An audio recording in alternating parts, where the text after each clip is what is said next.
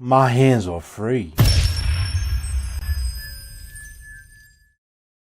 Hey guys, Jeff Stone here with day 9 of the year 2016 at MagicReview.com.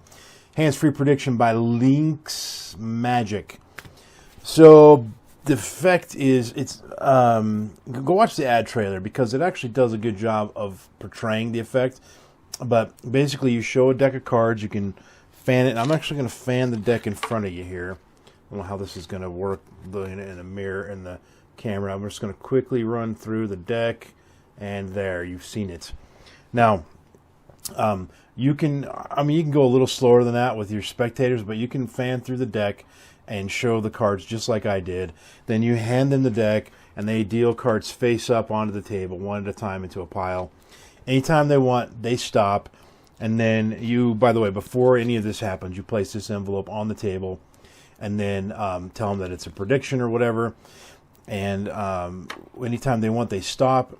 And when whatever card they stop at is, you open the envelope, pull out a card, prove that you show that you knew in advance that that's what they would pick. That's the effect. There's no envelope switching. There's no deck switching. And, when they stop, you can show several cards before the place they stopped and several cards after the place they stopped, and your prediction will match. Now, there's one thing to consider that they don't show you in the ad trailer, which makes sense because they just went with the performance they got. But in the ad trailer, you notice that the selection was the 8 of spades, I believe. And so when you open the envelope, the card that was in the envelope was the 8 of spades. However, sometimes you'll get where, let's say the card they stopped at was the 5 of hearts, and then your prediction card will actually be the 5 of diamonds rather than another 5 of hearts. That happens if you just go on pure statistics. 40% of the time that can happen. However, if you add a little bit of psychology in there, which isn't even psychology that you have to verbally do or anything like that, it's just sort of inherently built into the special deck of cards, then the odds go down a little bit that'll happen slightly, but it's around 40%. And so as long as you don't mind that, as long as you don't mind that the card doesn't always 100% match, like it doesn't always match perfectly, then if you don't mind that, you're good. So what it requires is some stuff that you need to supply your own deck, and then you add some stuff that they give you, and then you need this envelope, which is a gimmicked envelope.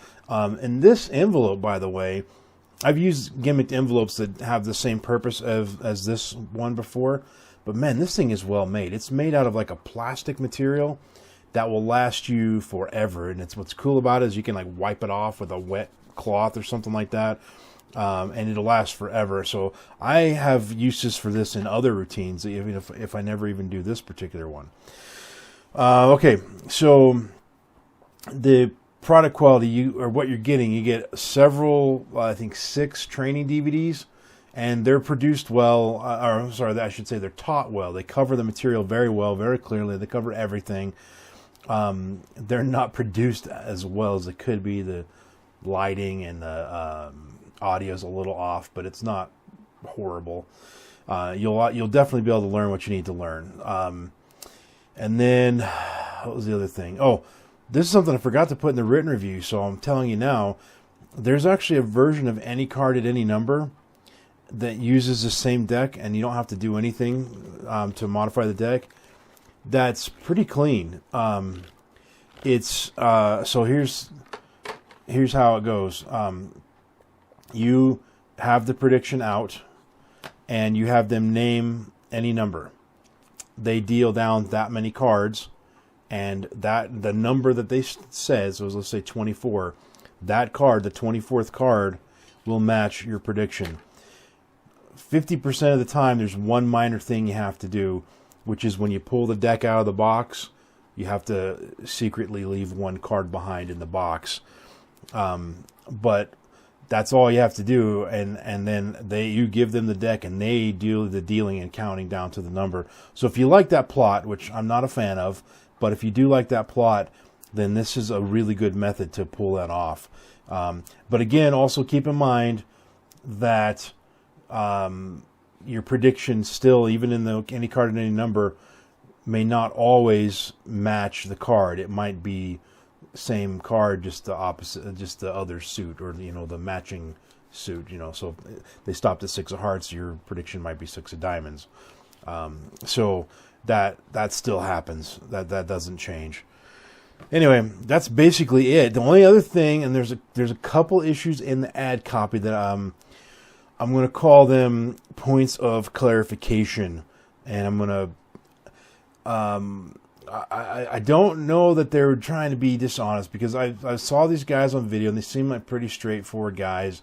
There's a little bit of a language barrier, so I'm cutting them a little bit of slack. But there's 2 claims that they make. One, they say that the deck is examinable. Well, and let me tell you the other one, because they kind of go hand in hand. They also say the deck's not gimmicked. Well, in the technical sense, yeah, the deck is not gimmicked. None of these cards are gimmicked. Every one of these cards individually I could give you, and you can examine them until the cows come home, as they say. But when you put them all together in the deck as a whole, then the deck becomes not normal. But again, there are no gimmicks in there. There's no short cards, rough and smooth, or any of that kind of stuff going on. These are all regular playing cards. But when you put the whole set together, the deck is no longer a normal deck. This is basically, for those in the know, this is a modification of a Quran deck or a 101 deck. That's what the method is. It's a little different, though. Now, a lot of people argue that a Quran deck is examinable. If you don't know what a Quran deck is, I'm sorry, I'm not going to tip that. So I apologize, but I can't reveal that. But if you do know what it is, then you know roughly what the method for this effect is. But a lot of people say that you can let somebody, freely look at a Quran deck. I don't know if I would do that with a spectator, but if you feel comfortable letting a spectator look at a Quran deck, you'll definitely feel comfortable letting them look at this deck. Because this deck is a Quran deck that's a little bit different. And, well, I'll just say this, with a Quran deck, the prediction always matches. You never are predicting the suit. Like, you're never predicting the mate. So if they choose the 8 of spades, your prediction card will be the 8 of spades, not the 8 of clubs. The modification done to this makes it so that sometimes the prediction will be the mate of the card. And so if you, that's probably enough for you to piece together what's going on here and realize that makes this deck a little bit more, the method's a little bit more concealed than it would be in a Quran deck. For those of you who don't know what a Quran deck is, or a 101 deck's another name for it, you're probably like, what is Jeff talking about? And I apologize for that. But again, knowing this, I can just fan through these cards like this, and you may or may not have seen what's going on. If you didn't, sure, fine, go rewind the video and watch it, maybe you'll see it. But if if I handed this to a spectator and said, yeah, look through them, and they looked through them, just quickly saying, yeah, make sure that they're mixed up or whatever, the odds are they're not going to discover the secret. But when you say the word examinable, that's where it's a little iffy for me. Because if I were to say, take these cards and examine them, you might get the one school of thought where the person's like, examine the card. Let's see. That looks like a normal card. Or they might go through and it's like, all right, I'm going to look for anything weird. And they might actually find something weird. So it's a little iffy, but again, I didn't knock them too hard because it felt more like they were just using a technicality. Because technically, I would say you could probably let the spectator examine this, but it's a little bit iffy. So the second thing where they say that the deck is not gimmicked, like I said, it's not. So technically, that's true, but again, the deck is not a normal deck. And so I don't know where do you draw the line of the definition of a gimmicked deck? Is it only if the cards in it have something done to them specifically to make them gimmicked? Or is it just, so is a one-way force deck where all the cards are the 10 of hearts, is that a gimmick deck? because technically none of the cards are gimmicked, but the deck itself is not a normal deck, obviously. And so is that a gimmick deck? Is a deck that has, it's all red, but it has a couple blue cards hidden in it to make the deck look like it's blue backed for a color change. Is that a gimmick deck? So I don't know where you draw that line.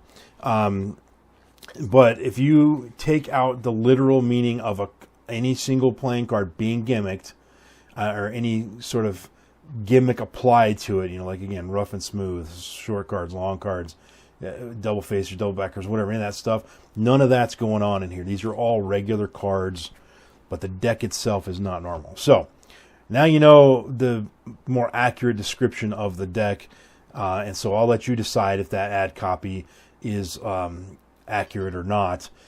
Either way, you now know what you need to know to make your purchase or not make it. It's only $25. Considering all the stuff that comes with it, just this envelope alone, I wouldn't say it's worth $25, but I will use this for, if I don't put this trick into my repertoire, which I'm actually toying with putting it into my repertoire, but if I don't, I would still have a use for this envelope. Plus, you get all the other things you need to make this work, other than that, than a deck of cards. And the videos. So all in all, $25 is not a bad price for this. So final verdict, 4 stars, stone status of gem. So now it's time for you to like the video, subscribe to my channel, and listen to the random iTunes song of the moment, which is, oh yeah, you guys remember White Lion?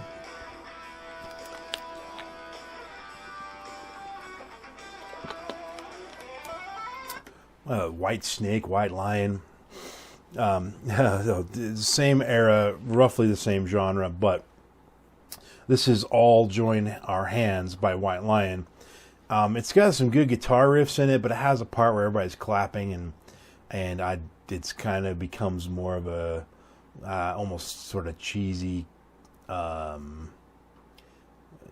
don't know how to explain it. There's just one section of the song that bugs me, but I like the song enough that I leave it on my random list that I listen to on a regular basis. That's off the Pride album, which I don't know. I think they only did 2 albums, and Pride's really good. It's the one that had their big hit, Wait, and When the Children Cry. So it's a really, really good album if you're into the old 80s hair metal. That's it for today, guys. Thanks for watching. Tune in tomorrow where it's day 10 of the year 2016 at magicreviewed.com, and we'll be looking at Phil Vantee Is Elbow. Till then, folks, peace out.